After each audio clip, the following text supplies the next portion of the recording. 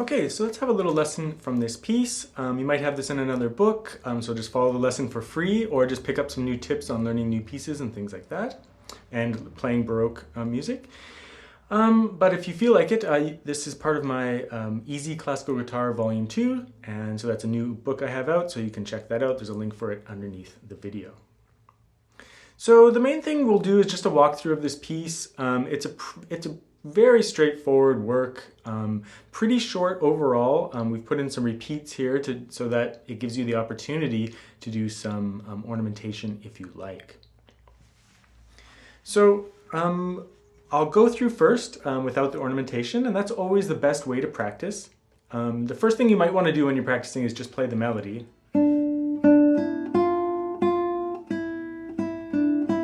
You know, just to make sure that you have a good sense of what that melodic line is like and how you want to phrase it, how to taper in and out of that phrase and control it. And then when you add all the rest of the notes, you try to maintain that high quality phrasing that you came up with, and the legato playing as well. So let's go through it. There's going to be some repeated fingers in the right hand, so just be careful of that, but just try to alternate as much as possible. When I start out, whenever there's eighth notes, I always alternate. So like on the upper voice, M, A, M. And here too, like A, AM, I, AM, and then AM again, so that I is next. So whatever the smallest division is, just make sure you're alternating on those. It doesn't matter so much what fingers you're using, although you can follow my suggestion in the first two bars there. This is the third bar, fourth bar.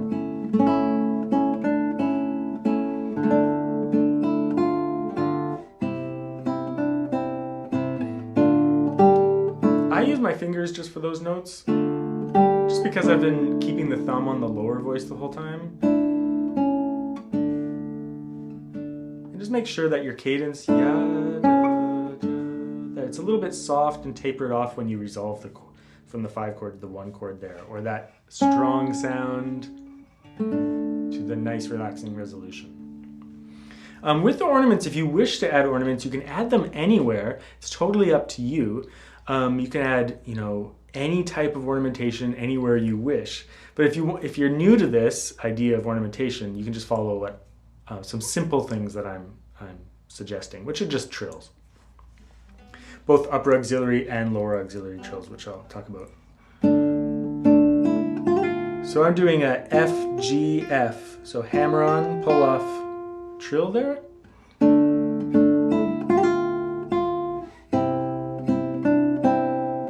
Remember, when you're ornamenting something, make sure you can play it without the ornamentation while keeping a nice steady beat. That way, when you add the ornament, it doesn't disrupt any of the beat or the pulse or the feeling of rhythmic continuity. You can't let your ornaments interfere with the music. They're just there on, the music is like the foundation, and you're just decorating a little bit with ornaments.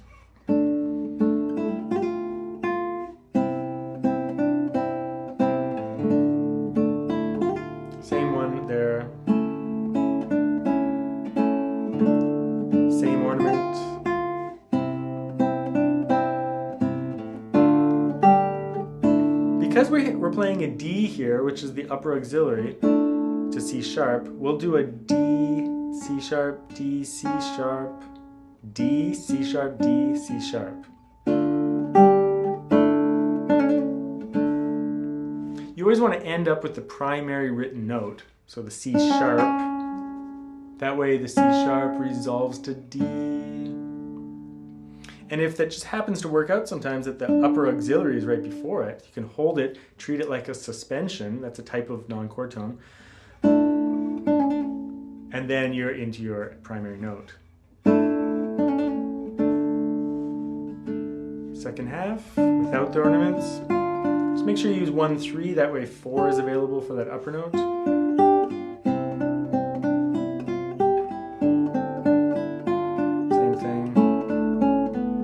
I use 2, 3 there, just so that the A chord kind of feels good.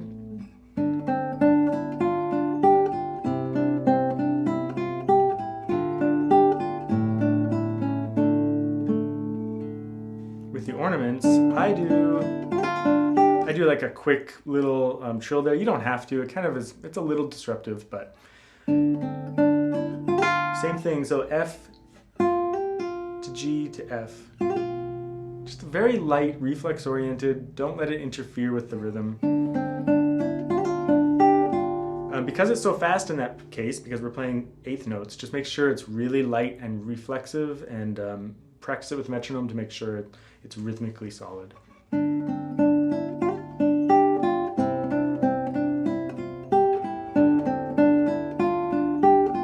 do a little mordant there, so I'm just decorating the A by going A, G sharp, A.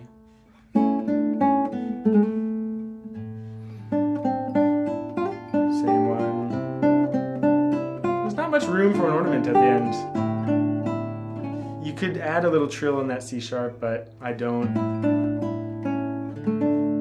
There's not that much room. But again, ornamentation is completely up to you. Pretty straightforward, easy piece that can be paired with the Canario that comes up afterwards. Play it with metronome, make sure your rhythm is nice and solid. I like to feel it in cut time, even though it's written in 4/4. So cut time would just be here to here, here to here, here. You know, like a nice strong 2 beats per bar. And I think that'll relax the rhythm to some extent.